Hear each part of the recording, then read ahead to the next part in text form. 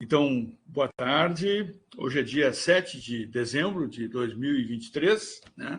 Estamos aqui para a defesa do TCC do Michel Mesalira, né? O título Os Militares das Eleições de 2018, protagonismo político dos oficiais reservistas através do estudo da revista do Clube Militar, né?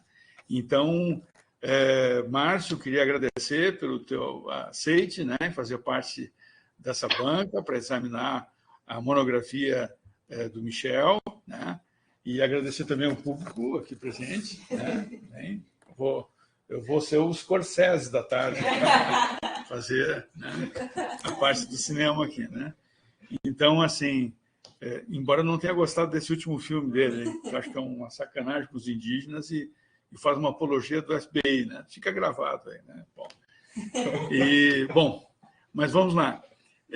Então, vou passar, vamos fazer o nosso rito, né, normal das defesas, vou passar para o Michel fazer a apresentação inicial, né, e depois, né, seguimos a arguição do Márcio, tá bom? Michel, eu vou virar o computador para pegar o teu áudio, e aí você vai acionando aquela flechinha que tem ali embaixo, pelo mouse aqui, né, para ir passando os slides. Okay. Né? Aí passa tanto aqui para o público como para o Márcio. Né? Isso. Bom, boa tarde, professor Márcio. Boa tarde, tudo bem? Agradecer o aceite, agradecer meus amigos aqui presentes. Esse tema eu defini ele em janeiro desse ano, e aí já começo com a justificativa dele, depois dos episódios de 8 de janeiro, que a gente foi percebendo o envolvimento dos militares com a política e a relação que eles estabeleceram com grupos de direita. Mas também a minha intenção ali, já em janeiro, era entender a campanha política que elegeu o Jair Bolsonaro. E dentro dessa campanha política, a participação dos militares. E com isso eu fui definir, então, que grupo de militares seria esse. E a partir dessa fonte da revista do Clube Militar, eu chego nos reservistas, que se diferem da ativa. Depois eu comento melhor o perfil deles, né? A fonte, a revista do Clube Militar, ela surge como um meio de comunicação desse clube que está localizado no Rio de Janeiro na década de 20 do século passado, bem posterior à fundação do Clube Militar, que é 1891, surge com a fundação da República. E é um clube que tem finalidades recreativas, porque atende a família militar, mas também funciona como um grupo de pressão, que é como eu delimito dentro da pesquisa, que define suas campanhas, né? Ali, nesse momento, em 2018, você tem a campanha pela moralidade, que foi construída em 2015, e que dá o contexto para essa atuação deles nesse ano de eleições. A revista conta com a participação desses militares da reserva, também com alguns da ativa, mas também com civis, empresários, historiadores, filósofos, engenheiros, eles vão estar nessa revista escrevendo. Mas a minha opção metodológica foi enquadrar apenas esses militares da reserva e o que eles disseram sobre as eleições no ano de 2018. No final de 2017, eles já apontavam para essa intenção, tanto que a capa que está aqui nesse PowerPoint inicial é do final de 2017, porque eles já estão visualizando 2018. Então, a revista ela foi utilizada como fonte também em outras pesquisas, acho legal apontar isso, para entender outros problemas. Quando você olha para essa revista, você vai encontrar militares e também esses civis que se aproximam dos temas de interesse do grupo militar, tentando entender e formar a memória da ditadura militar, também as missões em países como Haiti, Angola, né, a questão da segurança pública, uma infinidade de questões. E aí, na pesquisa, eu delimito apenas as eleições, o que eles estão dizendo sobre as eleições, os eleitores, as urnas eletrônicas, o processo eleitoral, o Supremo Tribunal, o TSE, o Tribunal Superior Eleitoral. São para essas questões que envolvem o mundo das eleições que me interessam quando eu estou analisando esses textos.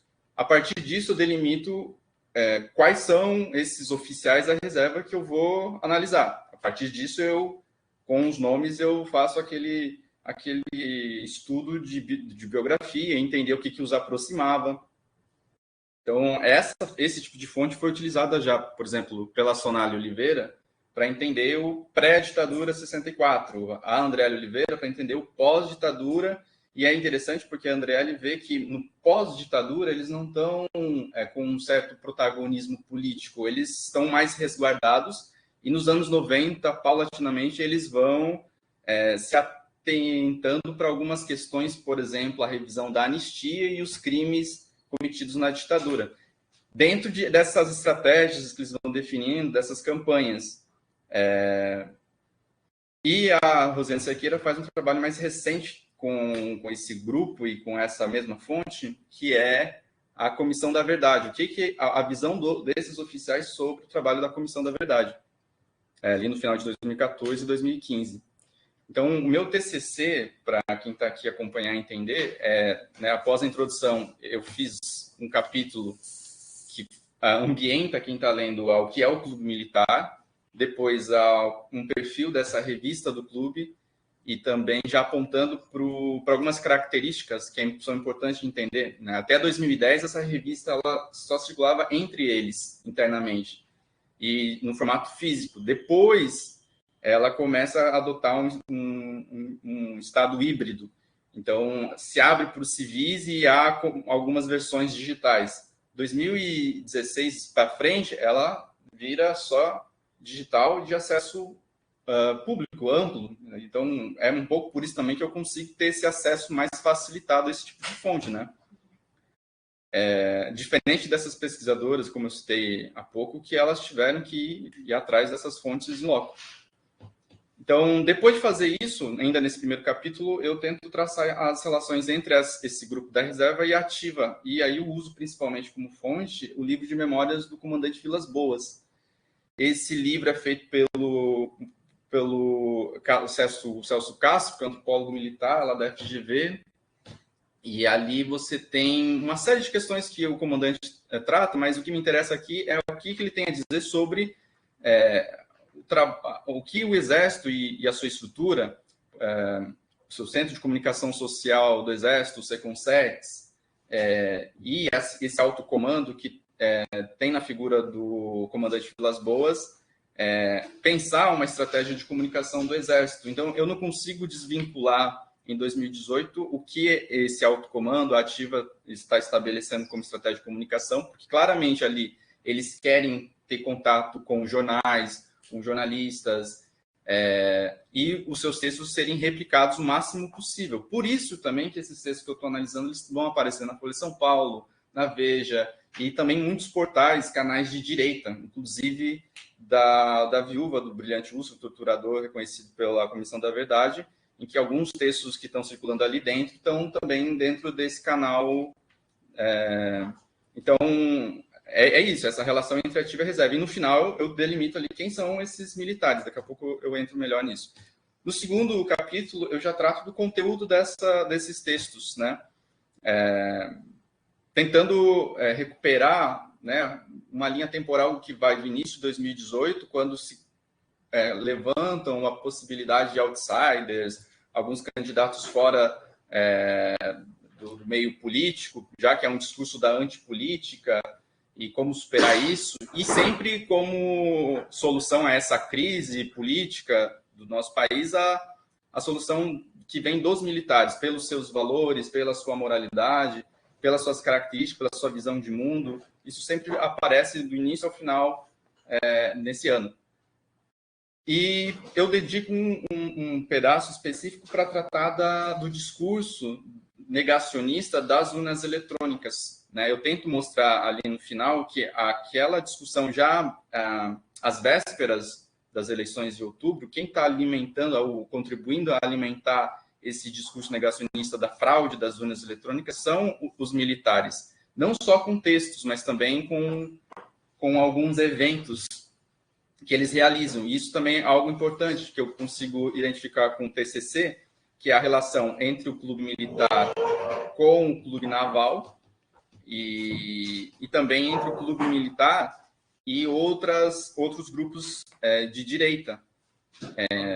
Ou seja, esses militares, esses oficiais da reserva, eles estão indo até esses eventos organizados por grupos de direita em 2018, para tratar, por exemplo, da fraude das urnas eletrônicas e outras questões que vão ser sempre no sentido de apoiar Jair Bolsonaro.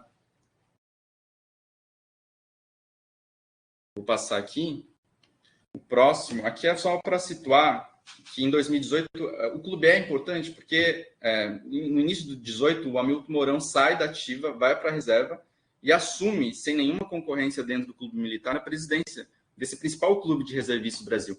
Nessa imagem a gente vê que lá no canto direito você tem um dos filhos do Jair Bolsonaro e ao lado dele o Levi Fidelis, que é o líder do PRTB, que é o partido que o Hamilton Mourão vai se filiar para concorrer às eleições em outubro. Então, mais uma vez, há indícios que mostram que é difícil desvincular ativa e reserva e como o Exército está utilizando essa estrutura dos reservistas. Quem são aqui eu consigo definir, né, quem é esse grupo de militares da reserva. Eu identifico a participação de almirantes, então a Marinha está presente, o que reforça essa ideia de aproximação do clube naval com o clube militar, porque eles vão estar sediando os eventos com interesses em comum. E esse grupo de militares, eles todos são formados pela principal escola militar, que é a AMAN, localizada no Rio de Janeiro.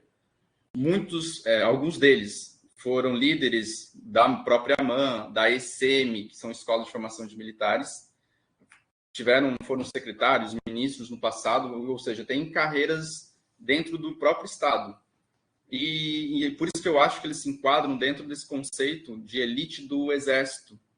E também o que dá um certo agrupamento, ou algo que os aproxima também, é um sentimento de pertencimento à corporação, que é o que Celso Castro, Sampierre, o Pedro Leiner, que são antropólogos militares, vão tentar entender esse sentimento que faz eles olharem para o mundo civil e se diferenciarem ou apontarem para soluções para a política ou para o meio social que vem do universo deles. Então, as escolas sempre vão ser as melhores escolas militares e também na política eles vão estar apontando que a solução são os militares. Tanto que há um momento no TCC que eu mostro lá que eles saem um pouco também dessa discussão do quem será o presidente e se ocupam em lançar os seus candidatos para deputado federal, deputado estadual, compor Senado. Então, eles estão interessados também nessas cadeiras.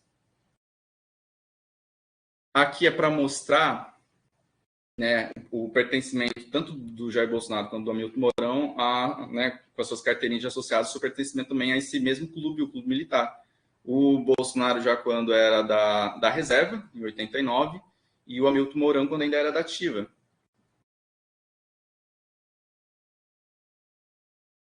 Esse depoimento, só para não deixar passar, que é feito pelo general Púrpura Bandeira, que é um desses oficiais que eu analiso no TCC, ele dá uma entrevista que eu utilizo também, e é uma outra fonte importante, além da revista, dos artigos da revista, além do livro de memórias do Vilas Boas, são essas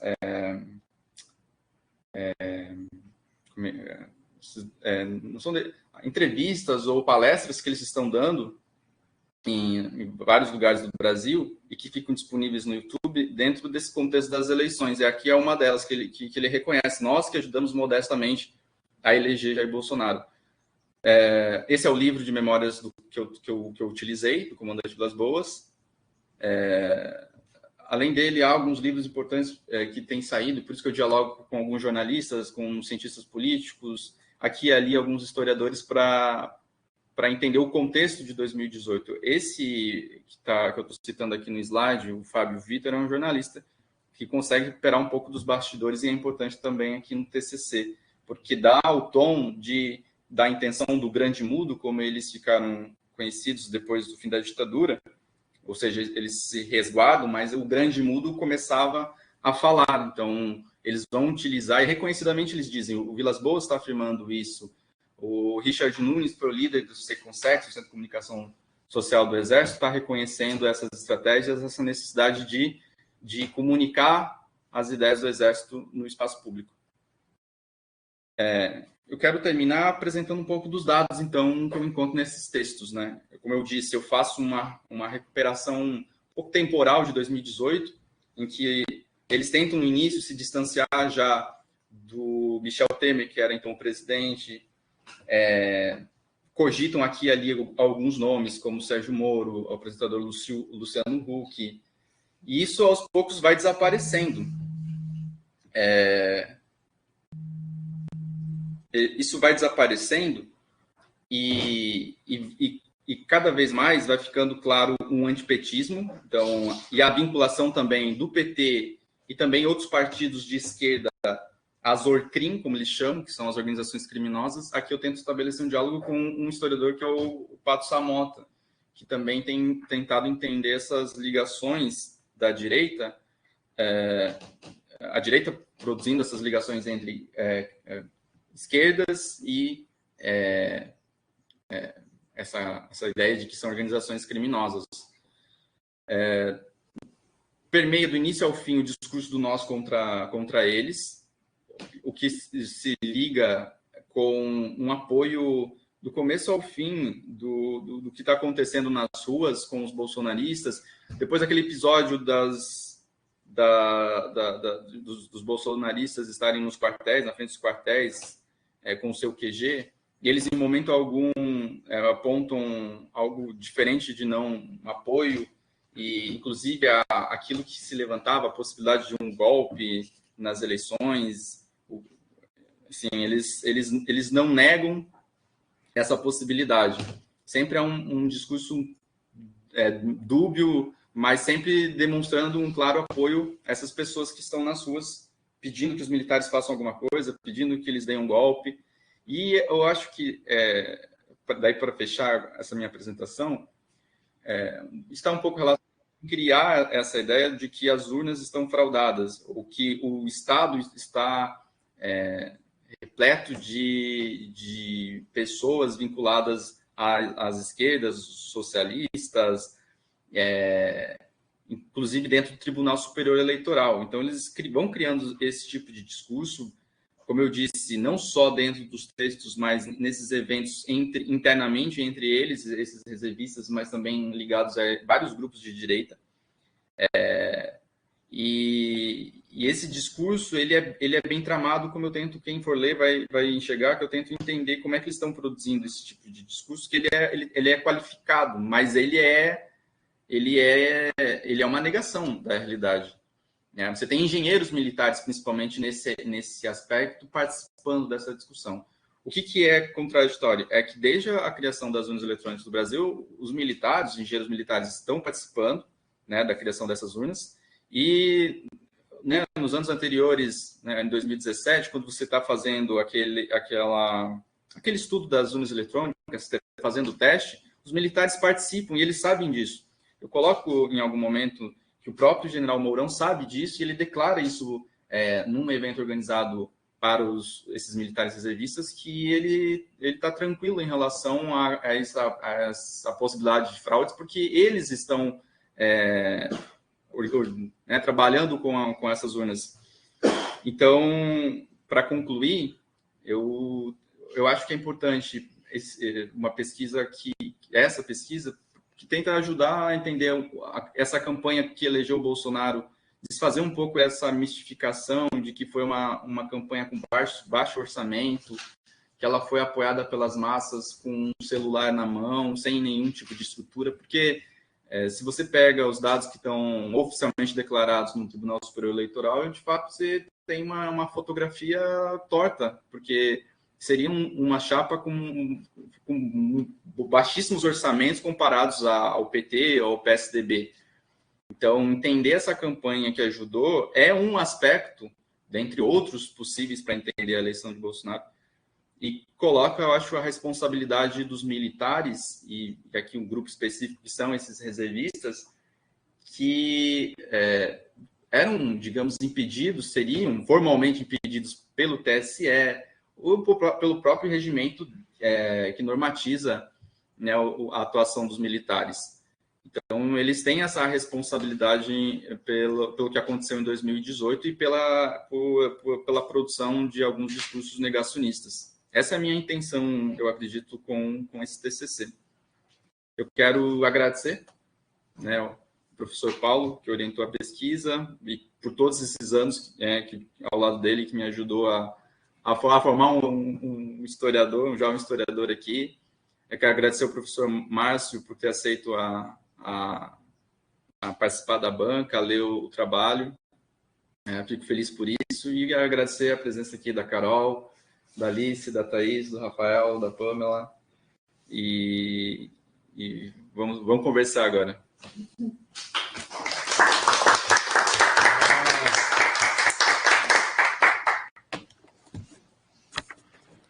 Então, Márcio, agora a palavra é contigo. Muito bem, então. Obrigado, Paulo, pelo convite. Obrigado, Michel, né? Eu fico bastante feliz por ter sido escolhido. Também estava muito curioso para ler o TCC e, né, acho que ele preenche todas as pretensões que tu colocasses nele, né? Então, assim, eu queria, né, só me justificar por que eu estou fazendo essa banca à distância, né? É que hoje, né, eu recém saí de outra atividade agora que eu tive que fazer necessariamente à distância, né? Então, só para justificar, né, porque pode parecer, né, o professor não tá próximo do que deveria ser a participação nessa banca, mas o dia todo e os últimos dias têm sido bastante difíceis nesse sentido, uma série de atividades sobrepostas, né? Vou só me justificar nesse sentido. Sobre o trabalho. Então, eu fiz várias anotações, tá, Michel? Eu pediria, por favor, então, que não sei como é que tu vais anotar, se tu vais anotar papel, computador, não sei, né? E aí eu vou fazer algumas observações, perguntas, algumas, né, sugestões, tal. E daí tu depois respondes, acho que em bloco acho que fica melhor, né? Fica mais claro, tá bom? Eu procuro ser bem objetivo, né? Não vou ficar aqui tomando tempo demais, vamos direto ao que interessa, né? Para a gente poder tornar essa avaliação bastante produtiva. Então tá. Em primeiro lugar, dizer que eu acho o teu tema, né? O teu TCC é absolutamente meritório.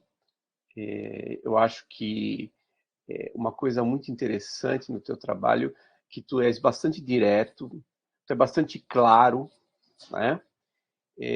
Tem alguns trabalhos na nossa área, em outras áreas correlatas, em que às vezes a coisa não fica muito clara, e no teu caso isso está bem evidente, assim, né? Então, acho que isso é uma coisa importante, né? Tem alguns setores das ciências humanas que acham que não ser claro, que ser hermético é virtude. Eu não concordo com isso, tá? Então, eu acho que nisso tu tens um êxito muito interessante. Tu vais num ponto que é interessante, um tema que é vital para explicar o que a gente está vivendo hoje, e eu sugiro, né, não sei qual que é a tua pretensão no futuro, né, de levar isso adiante. Tá? Eu acho que deve ser uma pretensão tua, né, em nível de pós-graduação, alguma coisa nesse sentido. Então, a escrita está clara, o trabalho está bem organizado, tu faz as citações de forma adequada, as referências bibliográficas estão bem colocadas, né? A distribuição das seções dos 2 capítulos está adequada, e assim, tu não perdes tempo, né? Tu vais né, colocando as ideias de forma muito sequencial, muito organizada. Acho que isso facilita bastante. Tá? Sobre o trabalho em si. Eu acho que é um tema difícil, sabe, Michel? Porque talvez o Paulo tenha uma ideia mais clara disso, talvez tu, depois A elaboração do TCC tem isso muito claro, mas eu acho que a gente vive numa zona de penumbra aí, né?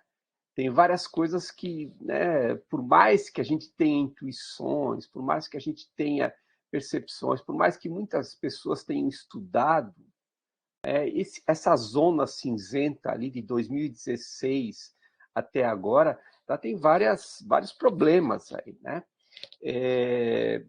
Talvez alguns digam que entenderam na totalidade isso. Eu acho difícil, né? Acho que tem várias coisas que merecem um trabalho mais exaustivo. Acho que tu fazes isso e percebes algumas coisas bem interessantes, tá?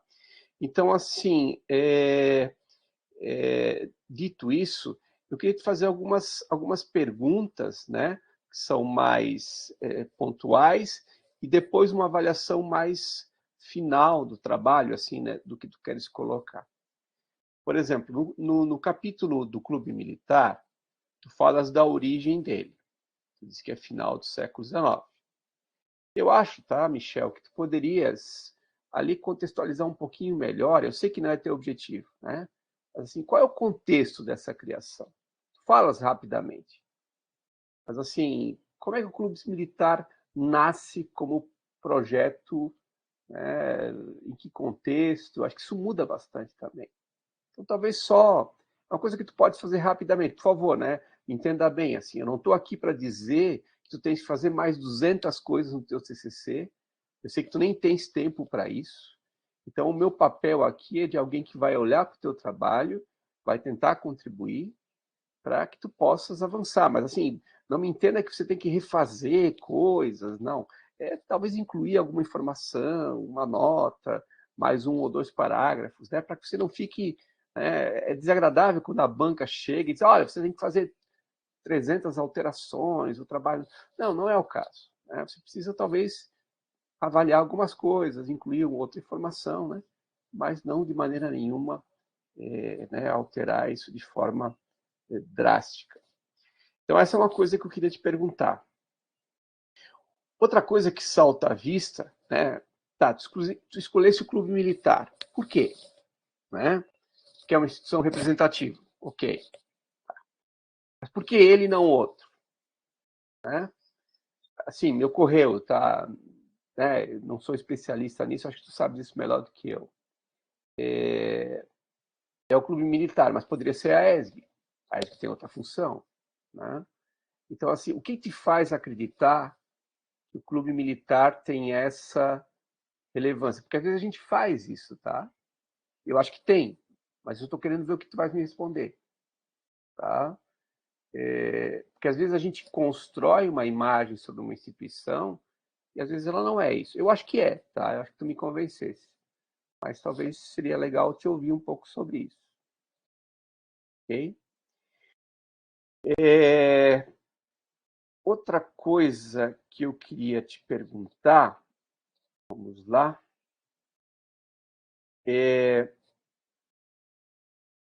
acho que tu sempre estás procurando explicar o que leva a essa aproximação entre esses militares da reserva e a campanha do Jair Bolsonaro que você está estudando.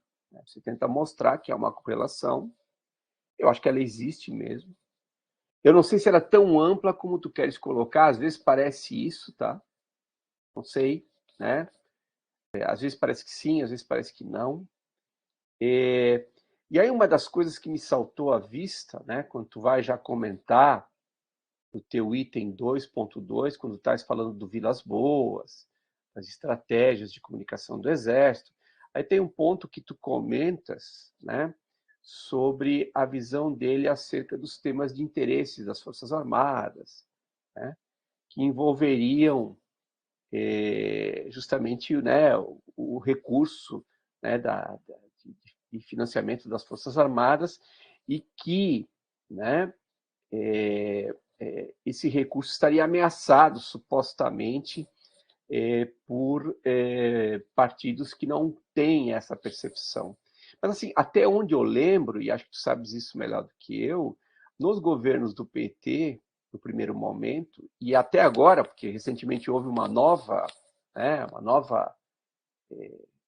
engenharia financeira do governo em relação a isso, o PT tem mantido e até aumentado muito os recursos das Forças Armadas, né? Então, esse argumento me parece um pouco problemático, né? É a esquerda que quer debilitar os orçamentos das Forças Armadas, né? Por que eles insistem nisso? Isso tem algum fundamento? Não me parece que tem. Eu me lembro muito bem do primeiro, segundo governo Lula, e os recursos eram em grande monta, né? E vários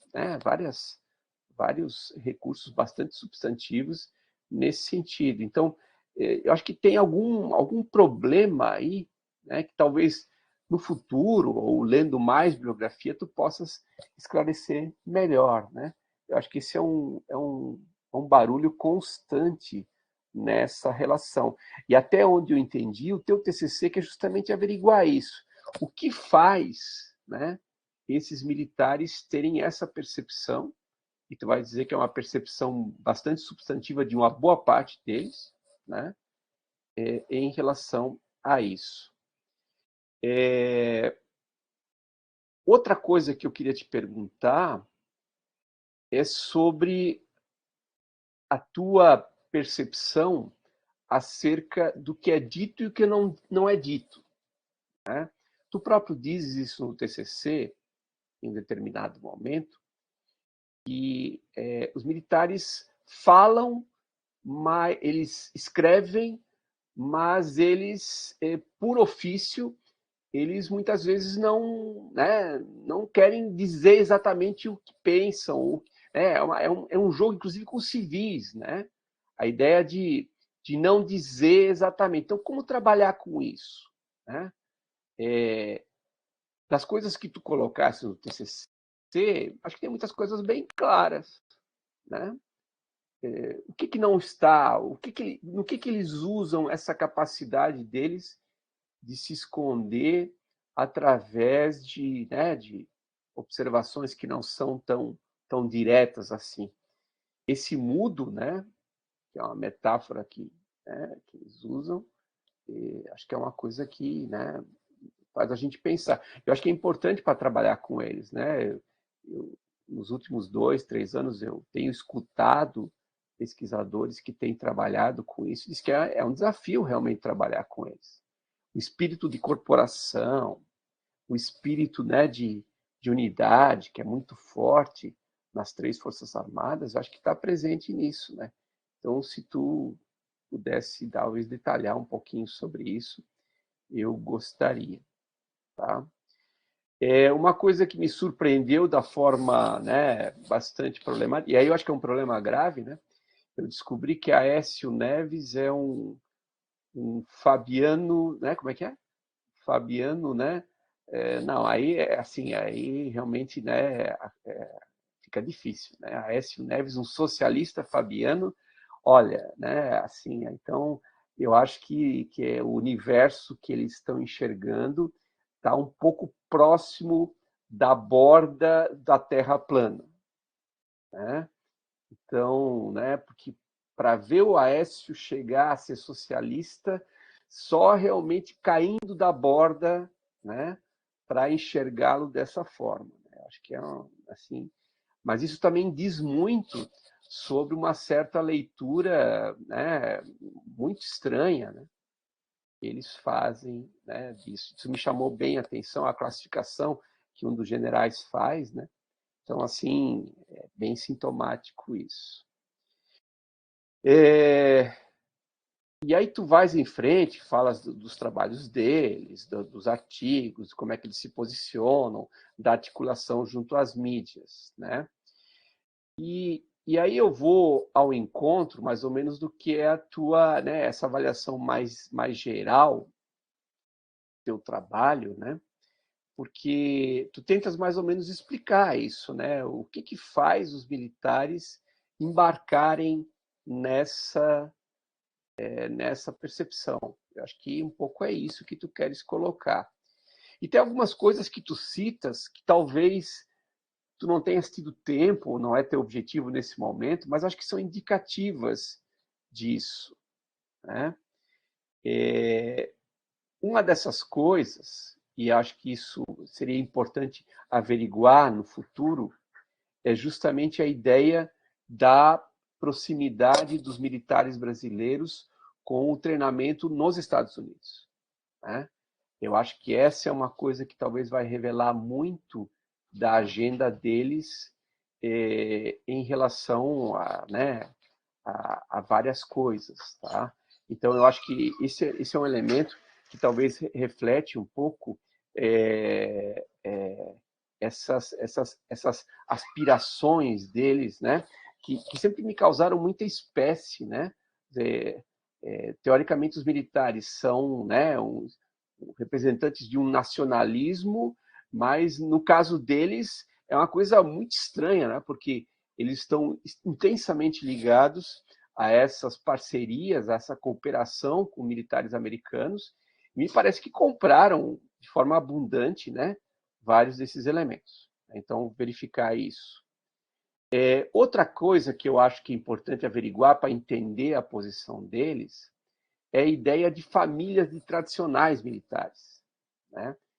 No Itamaraty, na diplomacia brasileira, que eu conheço um pouco melhor, essa é uma tradição muito antiga, muito criticada, se quer modificar muito isso, né? E talvez isso esteja um pouco na base do que tu tentas entender, né? O que faz eles perceberem as mudanças como ameaça? Talvez porque tenhamos famílias tradicionais já colocadas, né? E isso explicaria, talvez, essa continuidade desses processos. Eu, particularmente, vejo que, né, isso pode ser bastante sintomático em vários dos casos. Tá? E também algo que eu já citei anteriormente, a ideia da visão corporativa, né? Eles são muito mais corporativos do que as carreiras civis. A gente acha, muitas vezes se fala que os professores têm uma posição corporativa dentro de instituições como a nossa, né? Mas assim, no caso deles é muito mais representativo. Então, eu acho que são outros elementos que te permitem pensar esses objetivos deles de se colocarem junto ao representante deles, que eles entendem, né, como sendo o ex-presidente da República. Então, assim, eu acho que essas observações, colocações, ideias, né, vêm a te ajudar no que são as questões centrais do teu trabalho. Tu queres entender melhor o que faz deles né, partícipes dessa presença. Recentemente, eu conversei com uma das professoras de Relações Internacionais aqui da UFSC, que é especialista em segurança, que tem vários contatos com militares da ativa, da Marinha, do Exército, né? E eu perguntei isso a ela, né? Como é que ela via tudo isso, como é que ela, em contato com esses militares do agora, percebe isso, né?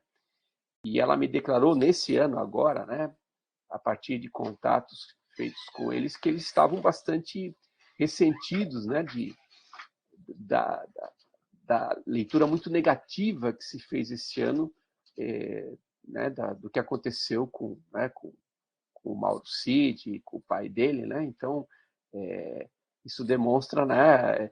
E assim, o que eu entendi dessa fala é que a percepção é de que, né, essa geração, né, dos anos 60, 70, mais 70, né, que o Bolsonaro faz parte, né, ela deve mudar, né? E assim, o que ela me relatou é de que uma nova geração de militares formados em décadas mais recentes, né, poderiam ter uma mudança sintomática em relação a essa atitude que é tão característica e que a gente viu tão espelhada em muitos dos assessores, muitos dos militares que estavam presentes no governo anterior, né? E que se colocaram dessa forma, né? Então, assim, a ideia é tentar entender um pouco isso, se há uma perspectiva diferente, se realmente é um grupo né, que é homogêneo, né, não sei. Eu acho que a gente tem que procurar fazer esforços para tentar entender isso. E eu acho que tu fazes isso, né? O teu TCC vai muito ao encontro disso. Então, eu acho que é mais ou menos isso, né? Eu prometi que seria breve, mas já estou falando há algum tempo, né? Então, eu queria te ouvir e, ao mesmo tempo, agradecer pela oportunidade, né, de poder avaliar teu trabalho. Muito obrigado.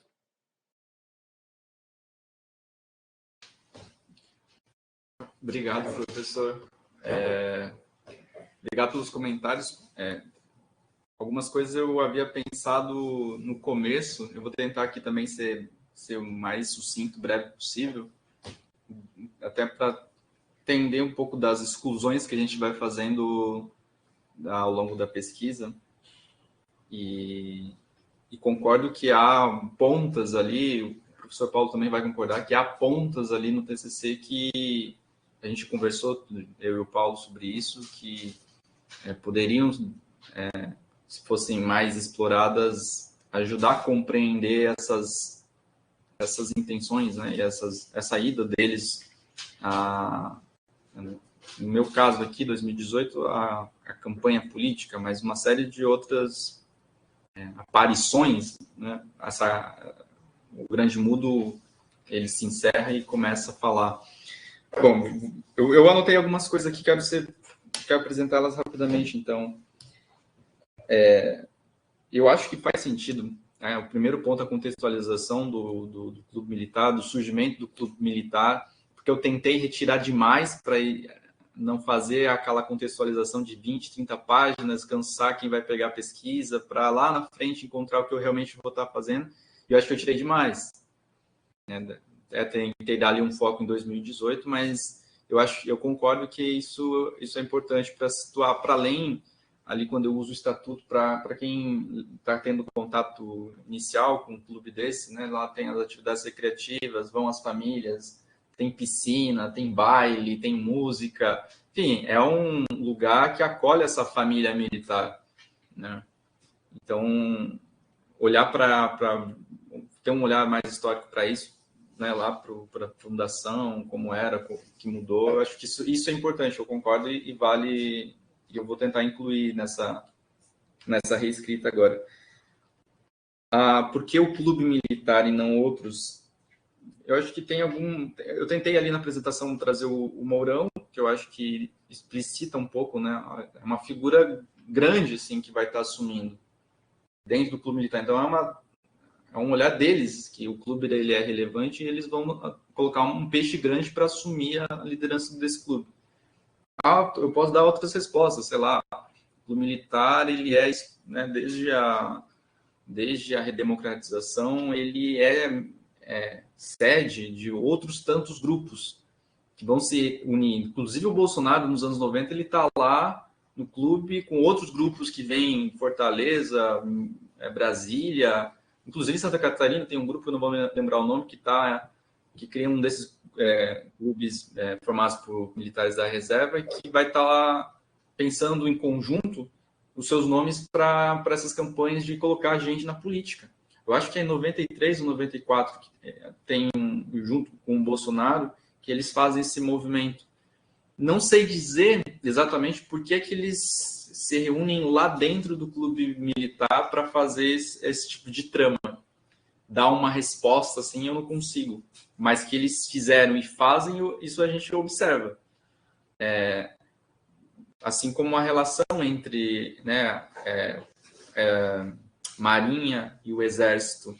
A aeronáutica não se envolve muito com a política, e isso eu tenho visto, assim, o Celso Castro, alguns estudiosos nesse tema têm visto um pouco disso, dessas diferentes unidades, né, que você tem no Exército, na Marinha, na Aeronáutica. Parece, assim, que a aeronáutica ela fica um pouco mais de fora. Eu não sou, assim, acabo não sendo um grande estudioso do tema. Foi um ano que eu me dediquei mais para entender as nuances dentro das três forças, né, para entender. Mas o fato é que, de fato, é o que eles estão apontando, né? O clube naval e o clube militar estão mais próximos, a Exército e Marinha. Até talvez um pouco, como eu vi ali, alguns almirantes que compuseram né, foram secretários, foram ministros, então eles têm um acúmulo na política que os permite ter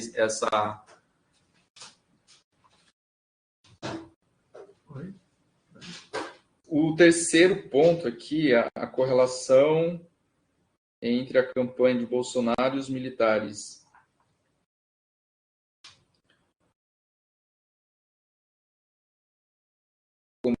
Como isso é evidente.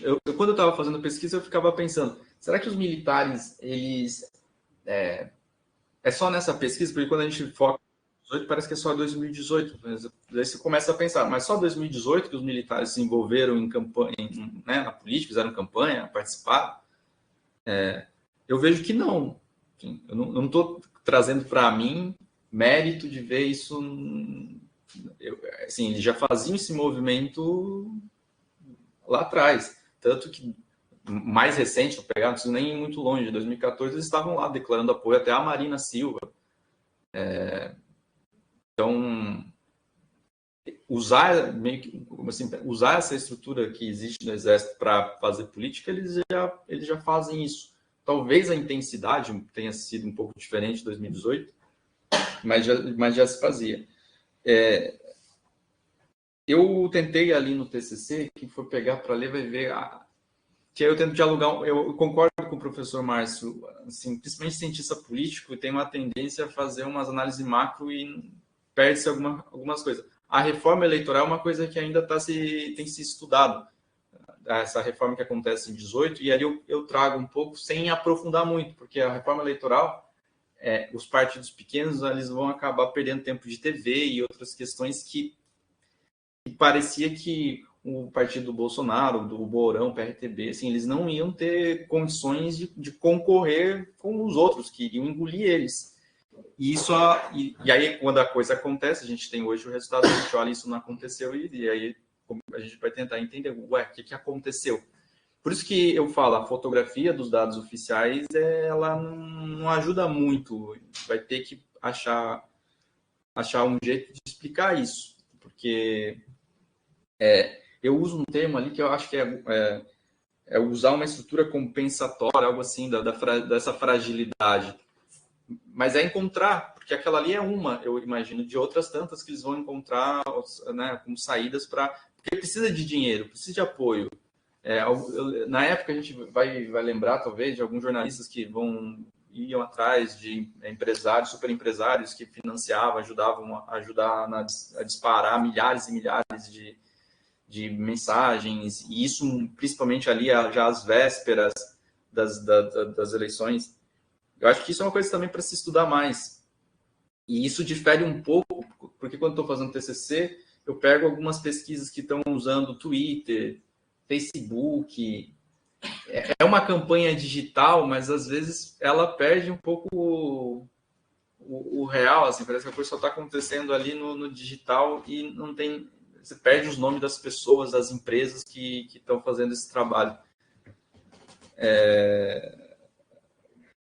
Ponto 6, em relação aos recursos, né? Eu vejo que é um discurso que... Eu não sei se isso ficou claro, até vou querer ouvir depois do senhor, professor Márcio, se ficou claro ou não, que esse é um discurso do Vilas Boas para justificar. O Exército vai deixar de ser esse grande mudo, e eles colocam lá nos documentos, né, do Exército que eles vão traçar essas estratégias de ir até a TV, jornais, porque eles querem angariar recursos. E isso não está relacionado de 2016 para frente, é antes. Então, essa é uma justificativa. É óbvio, eu concordo que é a sutileza quando você está fazendo a pesquisa, o que eles estão dizendo e o que eles estão escondendo. Eles não estão dizendo as claras. Mas no espaço público eles colocam isso. A gente vai defender porque sempre para vender aquela imagem do exército que está sucateado, que não consegue comprar, né, material. Então, eu acho que está mais relacionado com... Eu vou centrar minha resposta aqui na figura do comandante, né, porque ele assume em 2015. A outra questão... relação... Espero que eu não faça nenhuma omissão aqui. Eu estava tentando anotar tudo. Ainda sobre essa questão, eles falam e como analisar isso que não está sendo dito. Tem alguns problemas que a gente não consegue entender ao certo, por exemplo, e eu tenho que considerar. Eu estou analisando eles ali dentro da revista, só que tem um editorial que faz a seleção do que vai entrar, do que não vai. Da mesma forma, se eu pegasse os civis lá, que estão alinhados com eles em algumas ideias, tem um editorial que vai estar. O Seconsex, né, o Centro ali de Comunicação do Exército, também, isso eu acho que quem contou um pouco esses bastidores está nesse livro do Vilas Boas, porque ele fala um pouco do jeito que eles fazem. Olha, a gente ia lá e ficava a tarde toda em cima de um Twitter. Como é que a gente ia escrever esse Twitter? Então, assim, é para tudo, é um texto, é um Twitter, e aí tem algumas coisas que, digamos assim, saem um pouco do controle e eles vão encontrando jeitos de amornar a situação quando ela descamba. O Mourão foi um desses tios desencapados que eles o tempo todo tinham que estar ali, opa, não é bem assim, e ir ao público para contornar um pouco a situação. Mas é uma dificuldade. Aí talvez a gente da história pudesse se apropriar de outras teorias, sei lá, em outras áreas para interpretar esses textos. Então tem essas mediações dos textos, que isso precisa ser reconhecido, porque daí difere um pouco do militar que está falando exatamente aquilo que ele acredita, né? Porque ali vai existir uma mediação. Sobre os treinamentos desses militares, que é alguma coisa também desse grupo que eu identifiquei, que alguns, né, passaram por esse treinamento lá atrás, e eu concordo com o Piero Leiner aqui. Eu acho que vou me subir nos ombros dele aqui, porque eu acho que ele tem tentado fazer isso, sim. A tradução desses militares, desses conceitos de guerra híbrida, essas estratégias de comunicação que eles usam, como é que dissonância cognitiva, uma série de conceitos que eles trazem e que foi importante. Eu não foi o Piero Leiner, essas ideias eu não trouxe porque eu acho que ia ficar pesado teoricamente para lidar no TCC. Eu preferi não entrar muito nisso, mas eu concordo muito com o que ele tá levantando sobre essas apropriações dos militares brasileiros dos conceitos que estão vindo lá de fora.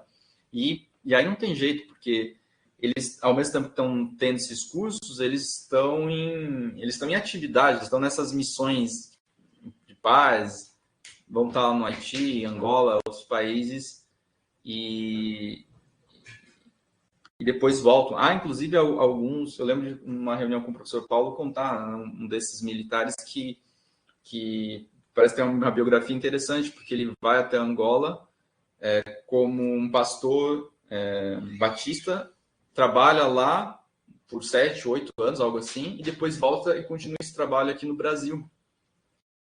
Então, assim, essas relações internacionais e essas apropriações e traduções, eu concordo que ainda precisam ser melhor estudadas. Foi uma opção não entrar nisso, mas eu acho que é importante para você olhar para entender essa mentalidade deles num contexto mesmo de eleição, de política, porque é relevante. E, por fim, se eu não estiver enganado, já lindo por fim aqui, o que faz as mudanças... Como é? O que os fazem ver as mudanças como ameaças. Aqui tem várias coisas. Tem o que o senhor apontou, né, a visão corporativa, que é aquele sentimento de pertencer à corporação. Tem as questões sensíveis que eu aponto, assim, né, as promoções, a estrutura das escolas de formação de militares, eles não abrem mão de algumas questões, são questões sensíveis. Eu acho que eu cito, talvez, na introdução, que quando no governo da Dilma, em 2015, há lá uma tentativa de mexer nisso, é um vespeiro, eles não concordam de jeito nenhum que isso seja feito, e isso só agrava ainda mais naquele contexto que vem pós a Comissão Nacional soltar o relatório, que foi logo depois, né, das eleições ali em final de 2014. Daí vem mais essa intenção de modificar essa promoção e a formação dos militares.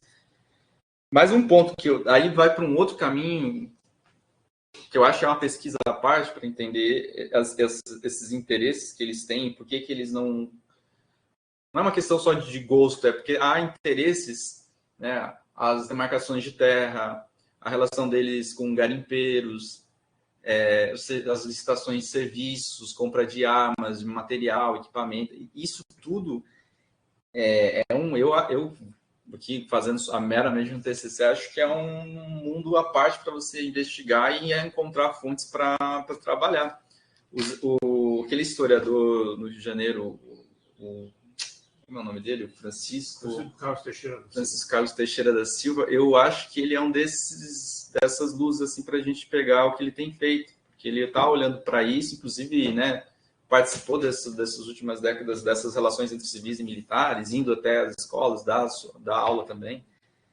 Inclusive, ele tem uma visão até um pouco positiva sobre os militares em alguns pontos. Ele vê que há algumas áreas em que eles possuem uma boa formação. Mas há esses temas sensíveis que eles, assim, é a caixa preta que eles não abrem para a gente tentar entender como funciona, como eles contratam serviços e que vai estar vinculado com essas missões no estrangeiro que eles fazem. Então, na minha avaliação, é super relevante. No meu TCC, caberia talvez aqui e ali como uma citação, uma nota, para o leitor se atentar que isso é importante e ir atrás de uma referência. Não sei se nesse ponto talvez eu pudesse melhorar, que tivesse ficado, eu fiquei mais na minha cabeça pensando nisso e não deixei isso um pouco mais como pista ali para quem vai ler e buscar. Mas seria isso. Espero não ter omitido nada. E agradeço, porque, de fato, foi um ano bacana para entender essas questões, estudar e ir atrás de... E ainda vou avaliar melhor a continuidade dessa pesquisa.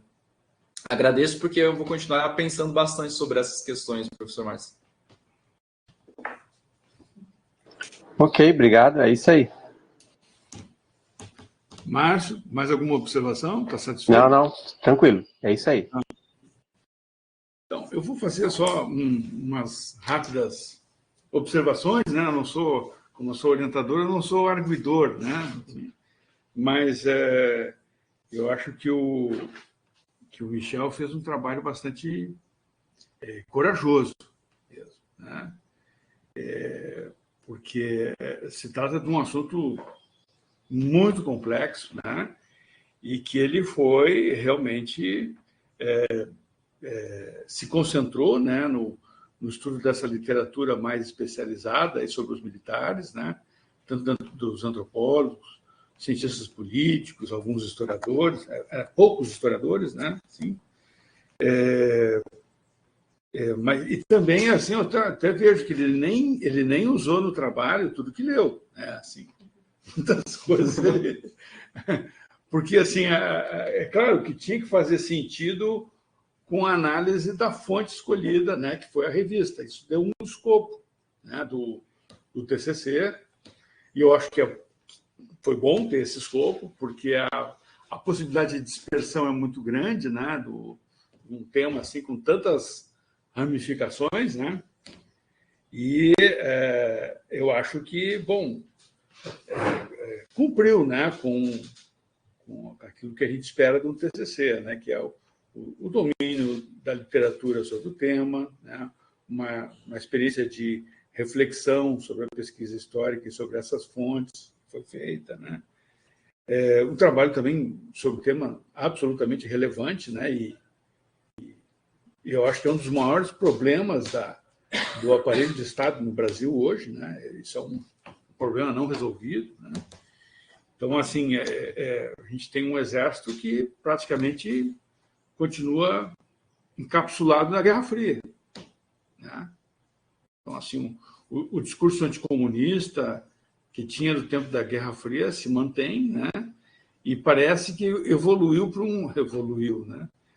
Se desdobrou para um olavismo, assim, uma coisa, né, mais fechada naquilo que eles mesmos chamam de bolha militar, né? Como o atual comandante do Exército chama bolha militar, né? O que eles vivem, né?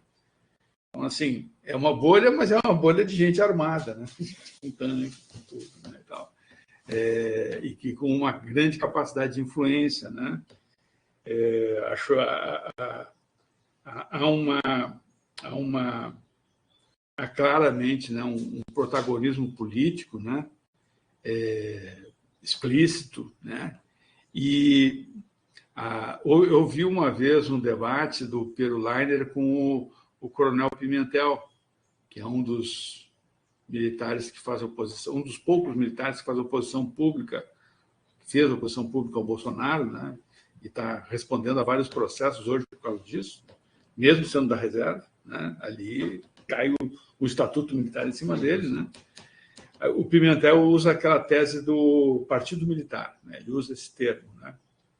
Então, assim, que existe uma espécie de um partido militar que é protagonista político, que tem uma certa uniformidade geracional, que é essa turma, Vilas Boas, Mourão e outros aí, né, próximos, inclusive o Santos Cruz também, né, e que, bom, e que eles tiveram algumas experiências em comum, né, como o Haiti e outros, né, além dessa aproximação com os americanos, né. Eu acho que é bem importante essa aproximação intelectual, né, com os americanos, né, para entender, né, como que eles se pensam, né, eles se pensam como um grupo ocidental, né, assim como algo do chamado mundo livre do Ocidente, né, da cristandade, por isso que eles tocam nesses pontos como guerra cultural e outros, né, ligados a esse olavismo, né.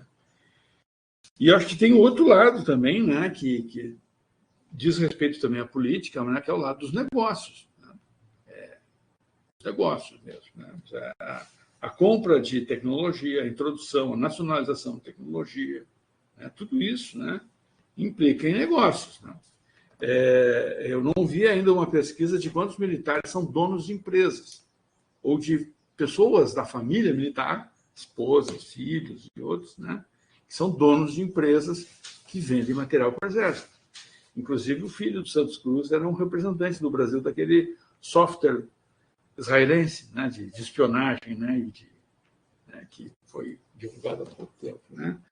Então, assim, é um mundo de negócios também, né? Ou seja, está meio que entremeado, né, esse protagonismo político com os negócios, né? Até militares que têm as suas empresas prestando serviços para os militares. Por militares, né?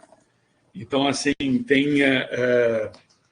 e o Leiner chama a atenção, né, de uma coisa também, que é aquele sistema chamado CISFRON, né, que é o sistema das fronteiras, né, que ele diz que vale mais do que um Gripen, né, ou seja, é mais investimento do que a própria construção do jato sueco no Brasil, transferência de tecnologia e tudo mais.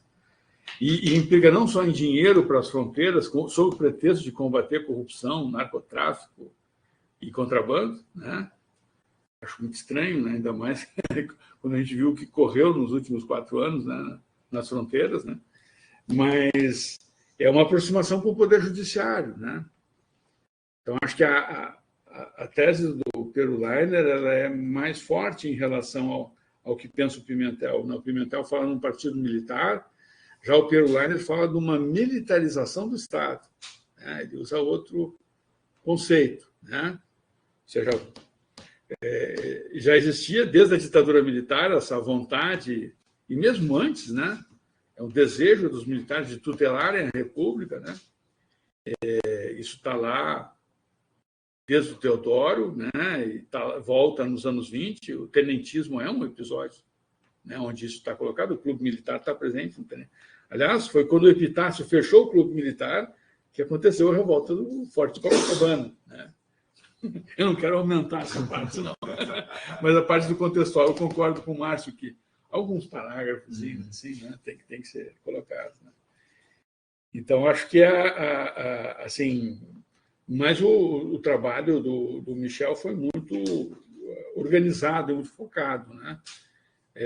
No começo, quando ele veio com o assunto, ele queria pegar um período muito longo também, eu fiquei meio assustado, né? Número, né, e aí depois foi realmente escolhendo, né? Eu acho que o ano de 18 é um ano bem decisivo, né, e representativo de todo o debate levantado, tanto é que aquilo que se falou naquela época é o que estão falando hoje, né? O que se falava em 8 de janeiro também, né? É sobre as urnas, é essa mesma história, né? Então, eu acho que é difícil mesmo trabalhar nessa zona cinzenta, mas agora trabalhos como esse do Michel tornam ela menos cinzenta, né? Assim, acho que isso é legal, né? É uma contribuição importante que raramente a gente vê em TCCs, né? Assim, ousarem, né, para esse campo, assim, né? Legal. Vou deixar aberto ao público, né? Se o público quer fazer intervenções, fica aqui também. Isso pelo estatuto e o regimento do TCC é possível, né? Eu quero fazer uma pergunta. Pode falar. Fala mais alto. Vem aqui para cá para o Márcio. Mas se alguém fizer uma pergunta no meu TCC, eu vou eu queria perguntar para o Michel se você tem, tipo, dados sobre como que aconteceu a fundação, tipo, do Clube Militar, de onde parte essa vontade, sabe? Porque, pelo que eu estava vendo ali, foi bem após, assim, ao final da Guerra do Paraguai também, né? Quando eu também não consigo perceber uma unidade do Exército tão aglomerado, assim, organizado e tão fiel à pátria. E aí tem toda essa passagem da República, final da Guerra do Paraguai. E pelo que eu estava vendo ali rapidinho enquanto TCC, parece que a ideia partiu de um ex-veterano da Guerra do Paraguai. Eu queria saber se você tem alguma informação sobre isso. Você sabe de onde vem essa vontade de se abrir o clube, de ser natureza? Boa pergunta. Boa pergunta, né? Porque existia antes do Clube Militar o Clube Naval. Vou tentar dar uma enrolada aqui agora. A resposta eu não tenho. Porque antes do Clube Militar você tem o Clube Naval e daí com a fundação da República vem o Clube Militar. Explicar historicamente eu não tenho condições assim de a origem, porque parece evidente cada força ter um seu clube hoje, né? Agora, historicamente, fazer essa recuperação não tem uma resposta. Acho que está muito associado ao incidente aquele do Sena Madureira, que é o veterano do Paraguai, que fez que o governo do Império estava organizando um Montepio, que era uma caixa de previdência dos militares, que era uma das reivindicações que eles tinham, né, para a família militar, né? E, inclusive, para viúvas e órfãos, né, dos militares. Tal. Muita gente morreu na guerra, né? Aí os militares queriam administrar essa caixa. Eles não queriam que os políticos civis administrassem essa caixa.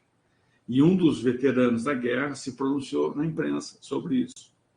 E ele foi penalizado por isso. Porque já na época era proibido aos militares se pronunciar politicamente. E era um projeto de lei que estava correndo no Senado e na Câmara, né? Aí ele se pronunciou, ele foi mandado para o Ceará, e aí no Ceará ele acaba se pronunciando de novo em favor do jangadeiro, o Dragão do Mar, que ajudava a fechar o porto de Fortaleza contra o tráfico interprovincial e a fuga de escravos também, de escravizados, tal, que estava acontecendo. Então ele meio que se associou um pouco ao abolicionismo, né? E isso foi... depois outros militares se pronunciaram em favor dele, dizendo que era um cara muito sério, que era um veterano da guerra, que era né? Acho que ele até publicou um livro sobre a Guerra do Paraguai, né? Foi publicado por aquela coleção do Senado, assim, né? Sena Madureira, né? Aí depois ele foi transferido para o Rio Grande do Sul, mesmo esse cara do Ceará vai para o Rio Grande do Sul, né? Então, e no Rio Grande do Sul ele teve uma treta entre o Deodoro, que era comandante de armas da província, e o presidente da província do Rio Grande do Sul, que era o Gaspar Silveira Martins, do Partido Liberal, um casaca, como chama, um político civil, né? O Deodoro se solidarizou ao Sena Madureira e fez uma nota pública dizendo que conhecia ele como veterano de guerra, que era um oficial sério e tal. E aí o Gaspar Silveira Martins pediu uma transferência para o Deodoro, que foi mandado para o Mato Grosso, né? Tumba, né?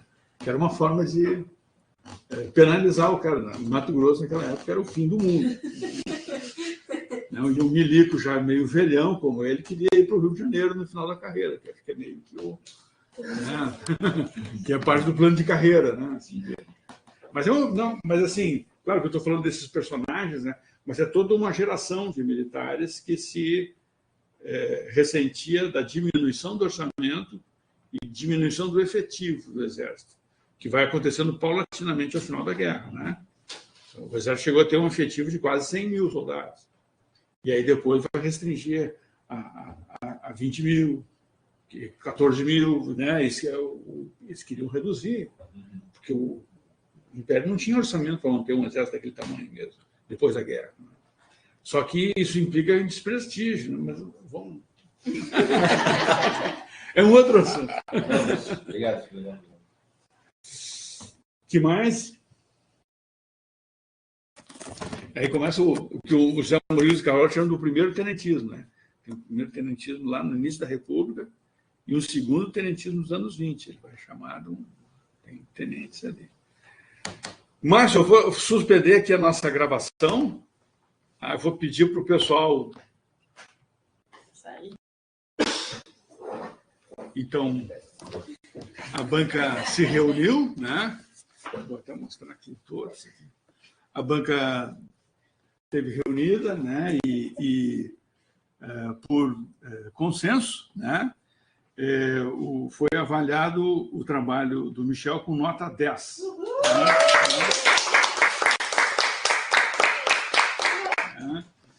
Obrigado a todos e todas aí presentes. Né? Obrigado, Márcio. Muito Eu que obrigado. agradeço. Parabéns. Legal. E então, né? Parabéns, Michel. Né? Michel tem direito às suas últimas palavras. Não são últimas, né? São, né? No certame. Não, agradecer meus amigos que estão aqui presentes, a gente comemora, agradecer ao professor Márcio pelos comentários. Eu não tive o prazer de ter tido aula com o professor Márcio, assim, só tenho essa impressão de ser humano incrível e de agora a participação na minha banca, mas é uma pena não conseguir ter passado né, ao longo da história numa aula assim, com o professor Márcio. Acho que o professor nem me conhecia, porque quando a gente estava conversando, mandei e-mail ali, nem sabia quem que era. Mas eu estou bastante feliz aqui e agradeço a leitura, a paciência e os comentários. E agradeço ao professor Paulo, né, pela orientação, mas é muito mais que o professor sabe, né? A gente está com muitos anos já. Legal. Tá bom. Parabéns, então. Valeu. Obrigado, Márcio. Tchau, tchau. Valeu. Tchau.